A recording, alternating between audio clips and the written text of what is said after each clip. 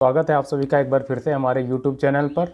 आपकी परीक्षा संपन्न हो चुकी है। 17 और 18 तारीख की जो परीक्षा थी यूपीपी कांस्टेबल की 60,244 पदों की, वो जो है संपन्न हो चुकी है और निश्चित तौर पे आप सबने अपना जो है बेस्ट परफॉर्मेंस देने का प्रयास किया होगा। आप सबने हम सबने मिलकर लगातार तैयारी की और लगातार आप सबने अपना 100% दिया है। लगातार आप डटे रहें, निश्चित तौर पे आपका जो सिलेक्शन होगा, ये ध्यान रखेंगे। किसी भी आपको डिलेमा में नहीं होना है। अब लोग ज़्यादातर नेगेटिव बातें फैला रहे हैं इधर उधर की कट ऑफ इतनी जाएगी। एग्जामिनेशन के बाद हर स्टूडेंट्स के दिमाग में एक ही बात सबसे ज़्यादा चलती है कट ऑफ के बारे में, कि कट ऑफ कितनी जाएगी। क्यों? क्योंकि ये जानना भी चाहिए, तभी जो है हमें आगे की तैयारियों पर काम करना होता है। तो इस वीडियो में जो कट ऑफ के बारे में हम चर्चा करेंगे कि इस बार कट ऑफ कितनी हो सकती है, और ये आप ध्यान रखेंगे जो मैं कट ऑफ बताने जा रहा हूँ, अगर इसके आसपास भी आप हैं तो निश्चित ही आपको नेक्स्ट स्टेप यानी फिजिकल एग्जामिनेशन के बारे में आपको निश्चित ही तैयार होना चाहिए और प्रिपेयर कर लेना चाहिए अपने आप को। एक दिन भी वेस्ट नहीं करना, आप लगातार लग जाइएगा। तो चलिए शुरू करते हैं। सबसे पहले हम आपको बताना चाहेंगे जो आपकी 17 और 18 तारीख की जो परीक्षा थी, ठीक है, 4 शिफ्टों में आयोजित की गई। और 17 तारीख की आप जानते हैं जो सुबह पहली शिफ्ट का एग्ज़ाम था, ये थोड़ा कंपेरेटिवली आप देखेंगे ईजी पूछा गया था, ठीक है, बाकी तीनों की शिफ्टों की तुलना में। तो 17 तारीख की जो फर्स्ट शिफ्ट थी वो कंपेरेटिवली ईजी शिफ्ट थी बाकी की तुलना में, और 17 की जो सेकंड शिफ्ट थी वो इन चारों शिफ्टों में सबसे ज़्यादा टफ शिफ्ट रही है, उसमें सबसे ज़्यादा टफ थे क्वेश्चंस थे। बाकी 18 की जो मॉर्निंग वाली शिफ्ट थी वो थोड़ा इजी थी सेकंड वाली की तुलना में। तो 18 की जो सेकंड वाली शिफ्ट थी वो भी जो है आप देखेंगे उसमें जो है काफ़ी ट्रिकी और टफ सवाल पूछे गए थे। ओवरऑल अगर आप बात की जाए कि ये जो क्वेश्चंस रहे हैं, क्वेश्चन पेपर रहा है, इसका लेवल क्या रहा है, तो ये जो क्वेश्चन पेपर है इसको आप रखेंगे मॉडरेट की कैटेगरी में, ठीक है, ना तो ईजी था ना तो टफ था, इसका लेवल क्या था, मॉडरेट, ठीक है, आप ध्यान दें। और इसका झुकाव पूछा जाए तो ये आप ध्यान रखेंगे इजी टू मॉडरेट की तरफ, ये जो है इसका नेचर ओवरऑल था, ये ध्यान रखेंगे। कंपटीशन नो डाउट बहुत तगड़ा है इस बार। तगड़ा इसलिए क्योंकि आप देखेंगे इसमें जो है जो आप देखेंगे जो वेल प्रिपेयर्ड स्टूडेंट्स, उन्होंने भी बहुत सारे स्टूडेंट्स ने इसमें पार्टिसिपेट किया है। तगड़ा मैं इसलिए नहीं कह रहा हूँ कि इसमें जो है भीड़ बहुत ज़्यादा है।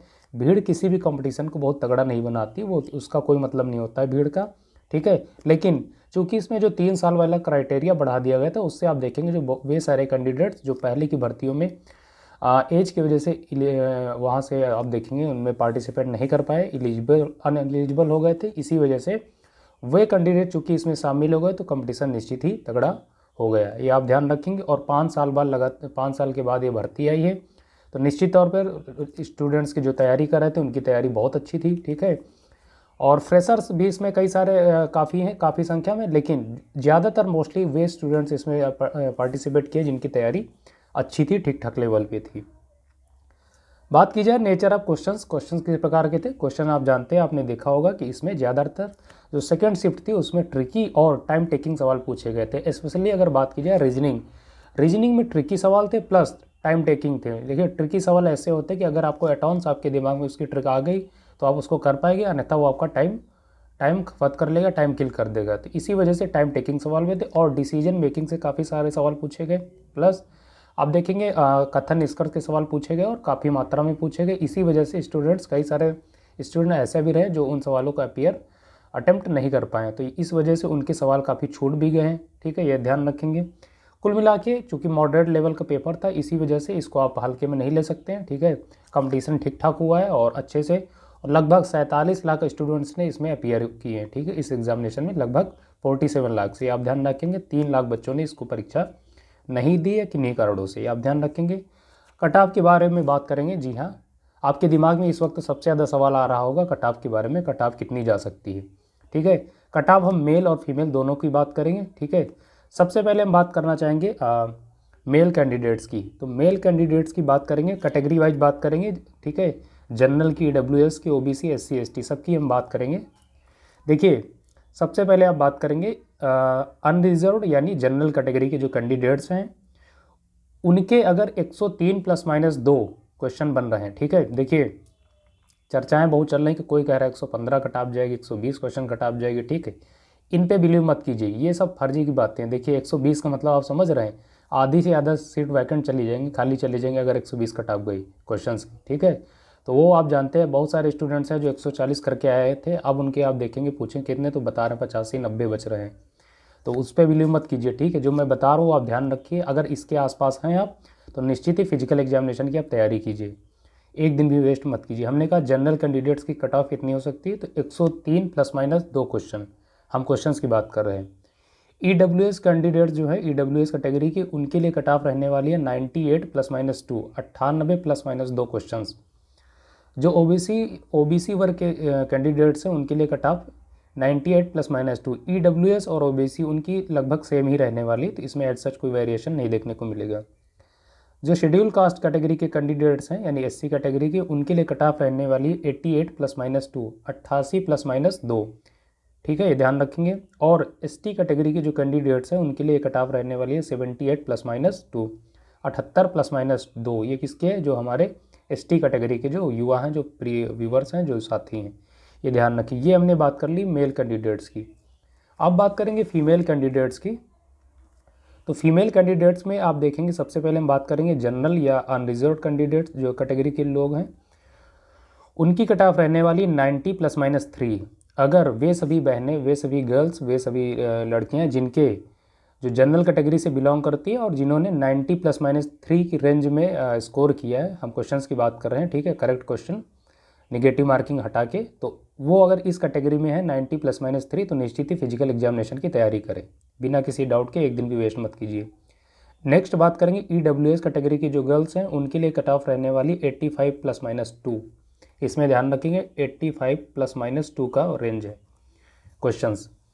जो OBC वर्ग की जो गर्ल्स हैं उनके लिए कट ऑफ रहने वाली 85 ± 3, ये आप ध्यान रखेंगे 85 ± 3। और जो SC कैटेगरी की गर्ल्स हैं उनके लिए कट ऑफ रहने वाली 76 ± 3, 76 ± 3, ये वेरिएशन ध्यान रखेंगे, रेंज ध्यान रखेंगे। और जो ST कैटेगरी की जो गर्ल्स हैं उनके लिए कट ऑफ रहने वाली 70 ± 3, 70 ± 3, ये रेंज आप ध्यान रखेंगे। तो अगर जो हमने आपको रेंज बताई है, चाहे मेल कैंडिडेट्स हों या फीमेल कैंडिडेट्स, इस रेंज में अगर आप इसके आसपास भी हैं तो निश्चित ही एक दिन भी आपको वेस्ट नहीं करना और अपने फिजिकल एग्जामिनेशन के लिए आपको जुट जाना है, लग जाना। क्यों? क्योंकि आप देखेंगे जो फिजिकल एग्जामिनेशन है वो आपके रिटन एग्जामिनेशन से कहीं ज़्यादा चैलेंजिंग होता है, क्योंकि वो पूरा का पूरा आपका फिजिकल इफिशियंसी पर डिपेंड करता है, ठीक है। आप एक दो दिन रेस्ट कर लीजिए, अपने जो भी आपकी हॉबीज़ उनको कर लीजिए, अपने दिमाग को शांत कर लीजिए, अपने मनपसंद चीज़ें कर लीजिए, लेकिन उसके बाद आप एक दिन भी वेस्ट मत कीजिए। फिजिकल एग्जामिनेशन के लिए आप लगातार रनिंग पे फोकस कीजिए, उस पर आप एक्टिव हो जाइए। और देखिए सबसे बड़ी बात, मेन बात आप ध्यान रखिए, किसी भी अफवाह में आपको नहीं रहना। अगर कोई आपसे कह रहा है 110 क्वेश्चन कट ऑफ जाएगी, 115 जाएगी, तो नॉट एट ऑल, ऐसा नहीं होने वाला, ठीक है। उस पर बिलीव मत कीजिए। जो मैंने आपको रेंज बताई, इस रेंज में अगर आप लाई कर रहे हैं, इसके आसपास हैं, तो फिजिकल एग्जामिनेशन की आप तैयारी कीजिए और निश्चित ही आपका सिलेक्शन होगा, आपका चयन होगा। आप ये बताइए, आप खुद सोचिए, आपका चयन नहीं होगा तो फिर किसका होगा? जब आपने इतनी ईमानदारी के साथ तैयारी की, इतने सार्थक रूप में तैयारी की, इतने सकारात्मकता के साथ तैयारी की, दृढ़ निश्चय, दृढ़ संकल्पित होकर आपने तैयारी की, फिर अगर आपका नहीं होगा तो किसका होगा? इसी वजह से आप आशान्वित रहिए, ऑप्टिमिस्टिक रहिए, अपने आप को हमेशा पॉजिटिव रखिए। और जो हमने आपको रेंज बताई कट ऑफ की, इस कट ऑफ के रेंज में अगर आप कहीं पर आसपास भी इसके हैं तो निश्चित ही आपका चयन होगा। और ये जो मैंने आपको कट ऑफ बताई, ये आप देखेंगे अगर इसके आसपास हैं तो ना सिर्फ फिजिकल बल्कि आपको फाइनल मेरिट लिस्ट में भी आपको नाम अपना देखने को मिलेगा। तो आप ध्यान रखेंगे, यही कट ऑफ आप ध्यान रखेंगे, इसी को मान के आप जो है अपनी फिजिकल एग्जामिनेशन की तैयारी कीजिए।